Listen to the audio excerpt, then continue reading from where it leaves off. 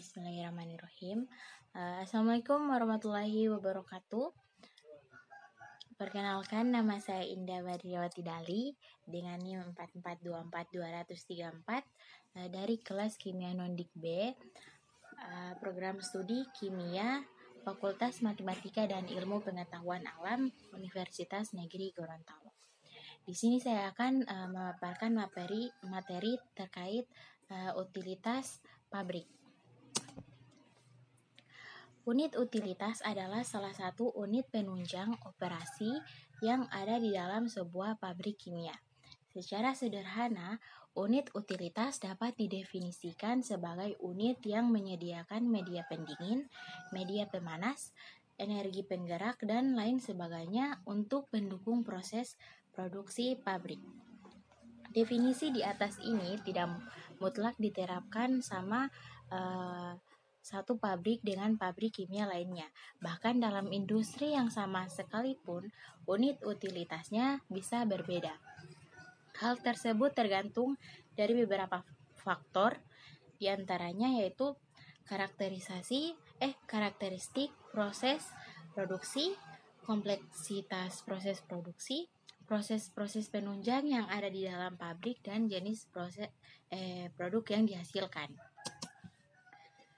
Selanjutnya itu sebuah pabrik mempunyai dua sistem proses utama, yaitu sistem pereaksian dan sistem proses pemisahan dan pemurnian.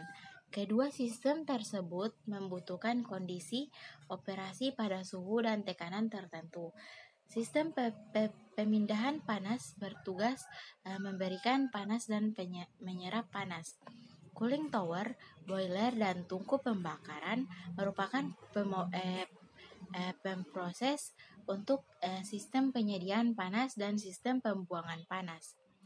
Kedua sistem proses ini bersama-sama dengan sistem penyediaan udara bertekanan, sistem penyediaan listrik, dan air bersih untuk kebutuhan produksi merupakan sistem penunjang berlangsungnya sistem proses utama yang dinamakan sistem utilitas. Selanjutnya yaitu macam-macam unit utilitas pabrik. Yang pertama yaitu unit penyediaan listrik. Pada instalasi pabrik yang sederhana yang berkapasitas kecil sering menggunakan motor secara bersamaan atau pertimbangan biaya investasi. Namun penggunaan motor secara bersamaan ini kurang baik karena bisa berakibat mudah terjadi kecelakaan dan motor dimanfaatkan di bawah kapasitas. Pada instalasi pabrik yang lebih modern, umumnya dipakai motor tersendiri untuk setiap alat produksi, meskipun menggunakan motor kecil saja.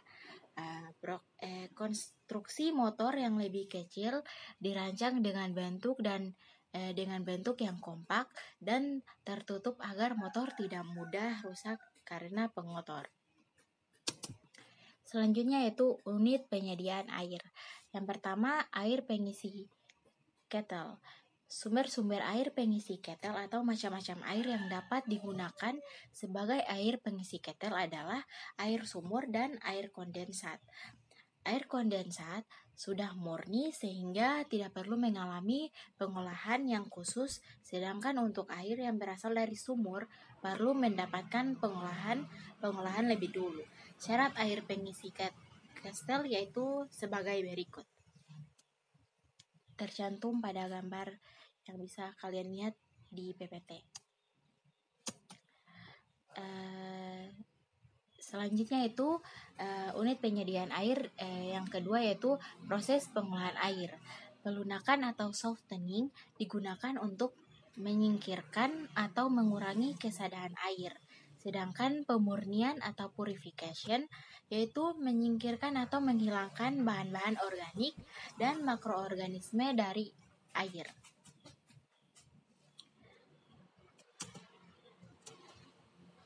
Selanjutnya yaitu unit menara pendinginan atau cooling tower. Cooling tower digunakan untuk mendinginkan air kondensat sebelum masuk ke dalam ketel.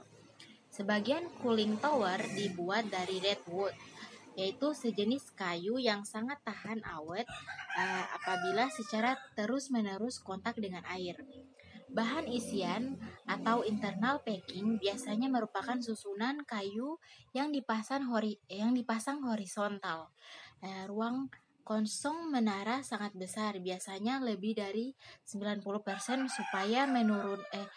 supaya penurunan tekanan atau pressure drop udara bisa serendah mungkin. Aliran udara dan air di dalam cooling tower bisa secara silang atau lawan arah atau counter current atau kombinasi dari keduanya. Selanjutnya itu unit pengadaan uap. Uap atau steam sangat berperan penting dalam proses untuk penggerakan mesin-mesin bertenaga uap dan pemanas awal. Uap yang dihasilkan mempunyai tenaga termis, tenaga potensial, dan tenaga kinetis yang dimanfaatkan sebagai berikut. Tenaga termis ini yang dikandung uap dapat langsung digunakan sebagai bahan pemanas pada proses industri. Tenaga potensial dari uap diubah menjadi tenaga mekanik dengan mesin uap untuk selanjutnya diperoleh tenaga mekanik. Selanjutnya yang ketiga itu tenaga kinetis. Dari uap diubah menjadi tenaga putar dengan suatu turbin uap, selanjutnya dapat digunakan untuk pembangkit tenaga listrik. Selanjutnya itu sistem utilitas udara tekanan. Plat industri menggunakan udara tekanan untuk seluruh operasi produksinya yang dihasilkan oleh unit udara tekanan yang berkisar dari 5 horsepower atau HP sampai lebih horsepower. Yang pertama itu komponen utama sistem udara. Tekanan air inlet filter mencegah debu masuk kompresor lubrikan. Yang kedua itu air superator, gunanya itu menurunkan suhu udara sebelum masuk ke tahap berikutnya untuk mengurangi kerja kompresi dan meningkatkan efisiensi.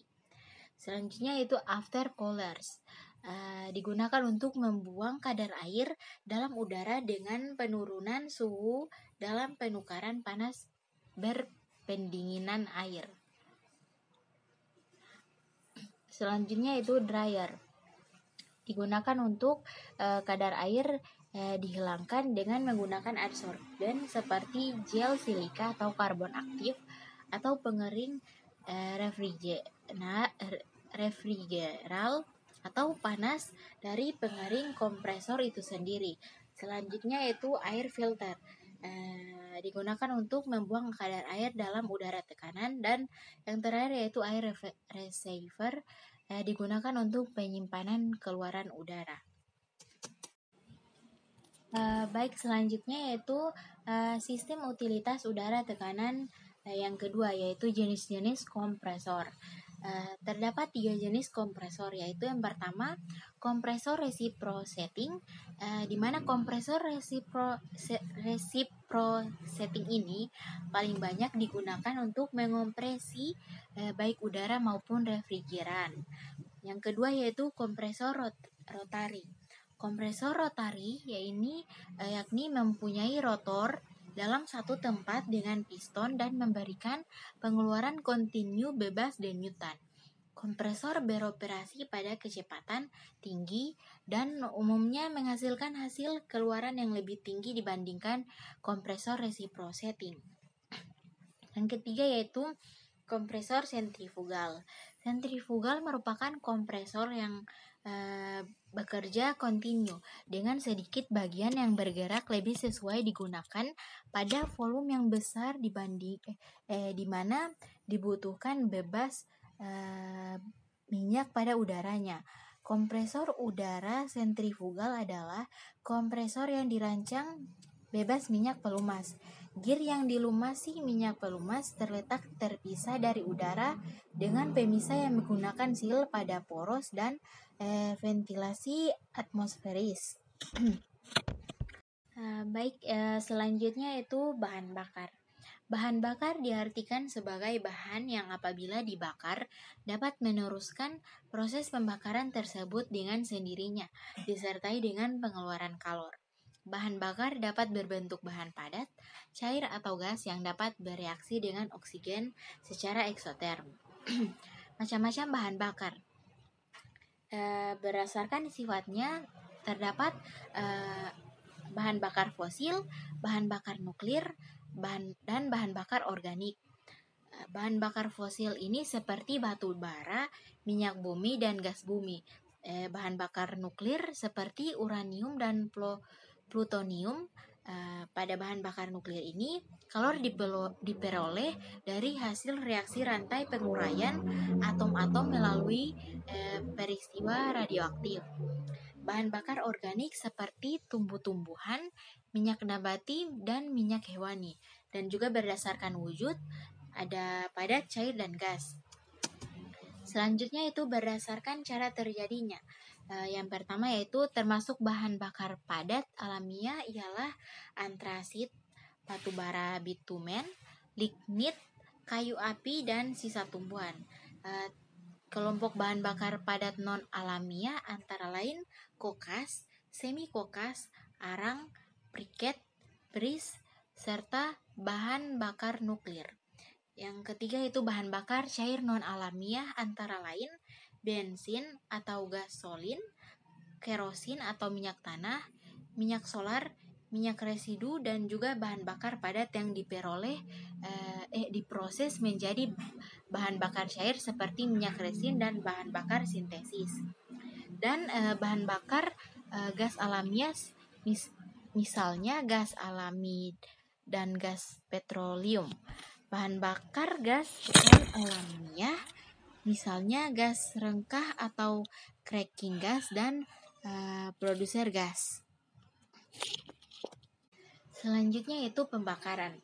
Pembakaran adalah reaksi kimia yang cepat antara oksigen dan bahan yang dapat terbakar, disertai timbulnya cahaya dan menghasilkan kalor.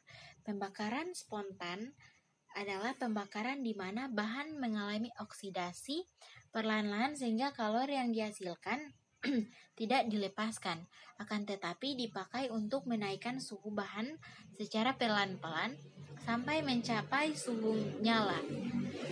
Pembakaran sempurna adalah pembakaran di mana semua konstituen yang dapat terbakar di dalam bahan bakar membentuk gas CO2, air, dan gas SO2 sehingga tak ada lagi bahan yang dapat terbakar tersisa. Selanjutnya yaitu unit laboratorium. Laboratorium adalah suatu tempat untuk melakukan percobaan kimia. Pada waktu membuat rancang bentuk desain laboratorium, aspek keselamatan atau keamanan orang-orang yang akan bekerja di dalam laboratorium ini sangat perlu diperhatikan.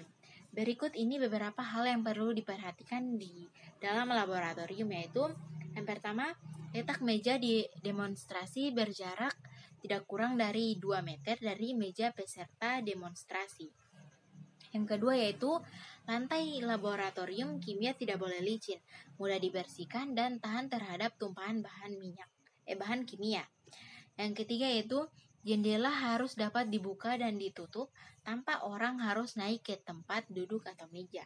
Yang berikut yaitu setiap ruangan laboratorium kimia dilengkapi 2 pintu yang ukurannya cukup besar dan yang membuka keluar diposisikan dekat ujung-ujung ruangan. Yang berikut yaitu setiap ruangan laboratorium kimia memerlukan ventilasi di mana untuk sistem pertukaran udara yang baik. Selanjutnya itu adanya saluran listrik, gas, dan air ke laboratorium kimia harus memiliki saklar atau keran pusat yang bisa dicapai orang yang bekerja di laboratorium. Selanjutnya itu setiap ruangan laboratorium kimia harus dilengkapi dengan alat-alat pemadam. Yang berikut yaitu setiap ruangan laboratorium kimia harus dilengkapi sekurang-kurangnya dengan satu kotak P3K.